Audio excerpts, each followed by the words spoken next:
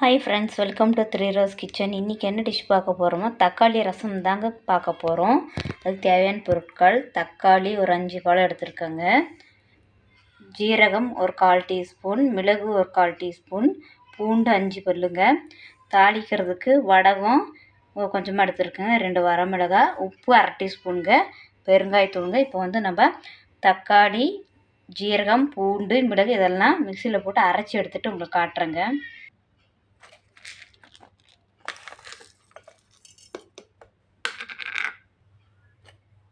கடாய் நல்லா காஞ்சிச்சிங்க. இப்போ நம்ம நல்லெண்ணெய் ஆட் பண்ணிக்கலாம்.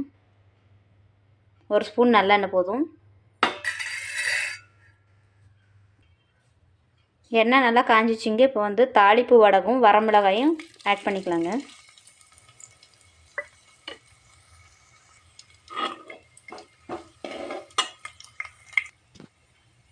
கருவேப்பிலை ஆட் பண்ணிக்கலாங்க.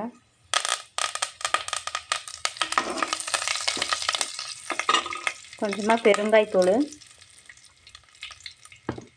உப்பு தேவையான அளவு.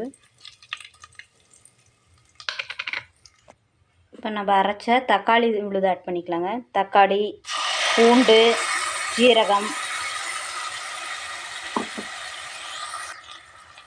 நல்லா எண்ணெயிலேயே பச்சை வாசம் வரைக்கும் நல்லா வதக்கி எடுத்துக்கலாங்க. ஒரு 1/4 ஸ்பூன் நம்ம மஞ்சத்தூள் சேர்த்திக்கலாங்க.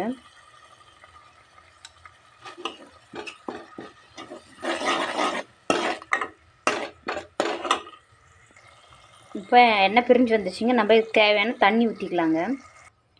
இப்போ கொஞ்சம் நம்ம இதில் புளி கரைசல் சேர்த்திக்கலாங்க.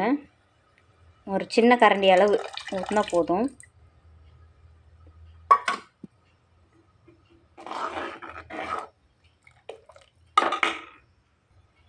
இப்போ இதில் ஒரு ஸ்பூன் சர்க்கரை ஆட் பண்ணிக்கலாம், இல்லை வெல்லம் கூட ஆட் பண்ணிக்கோங்க. இப்போ ரசம் ரெடி ஆகிடுச்சிங்க. இப்போ நம்ம மல்லித்தழை சேர்த்து எடுக்கணும், நல்லா வாசனையாக இருக்கும். நான் வேற ஒரு பவுலில் மாற்றிட்டு உங்களுக்கு காட்டுறேங்க. நீங்களும் இந்த டிஷ் செஞ்சு பார்த்துட்டு எப்படின்னு கமெண்ட்ஸ் பண்ணுங்கள். இந்த வீடியோ பிடிச்சிருந்தால் லைக் பண்ணுங்கள், ஷேர் பண்ணுங்கள், சப்ஸ்கிரைப் பண்ணிக்கோங்க. நன்றி, வணக்கம்.